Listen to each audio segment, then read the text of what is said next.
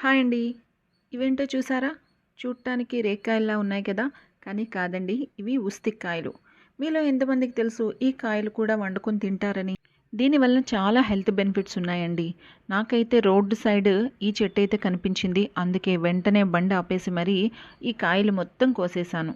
చాలా చాలా ఇయర్స్ తర్వాత ఈ చెట్టునైతే చూస్తున్నానండి.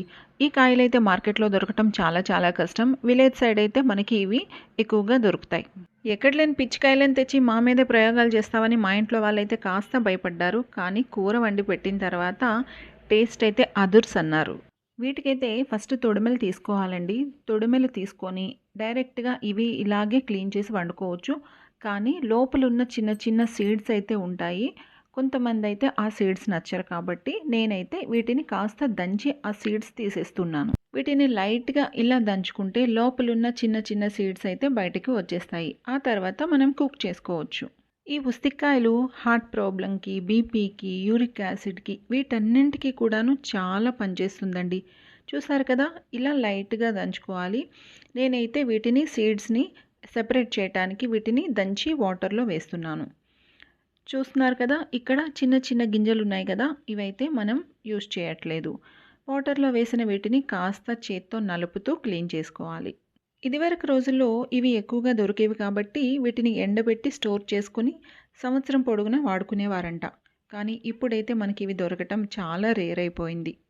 ఇలా వాటర్‌లో వేసి క్లీన్ చేసుకున్న వాటిని వాటర్ మొత్తం పిండి వేరే బౌల్‌లోకి తీసుకోవాలి. ఇప్పుడు స్టవ్ మీద కడాయి పెట్టి అందులో కొద్దిగా ఆయిల్ వేసి ఆవాలు, జీలకర్ర, కాస్త మినపప్పు వేసి చిటపటలాడిన తర్వాత అందులోనే చిన్నగా కట్ చేసుకున్న ఆనియన్స్ వేసి వేయించుకోవాలి. ఇందులోనే కొద్దిగా కరివేపాకు, పచ్చిమిర్చి కూడా వేసి వేయించుకోవాలి. ఆ తర్వాత అల్లం వెల్లుల్లి పేస్ట్ కూడా వేసి వేయించుకోవాలి. చిన్నగా కట్ చేసుకున్న టమాటా అయితే ఒక్కటి నేను తీసుకుంటున్నాను.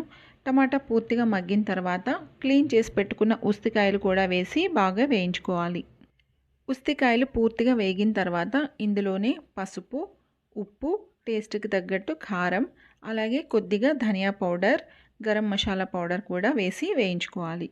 ఇందులోనే కొద్దిగా హాఫ్ గ్లాస్ వాటర్ వేసి కుక్ చేసుకోవాలి. ఉసిరికాయలు చాలా త్వరగానే ఉడికిపోతాయండి.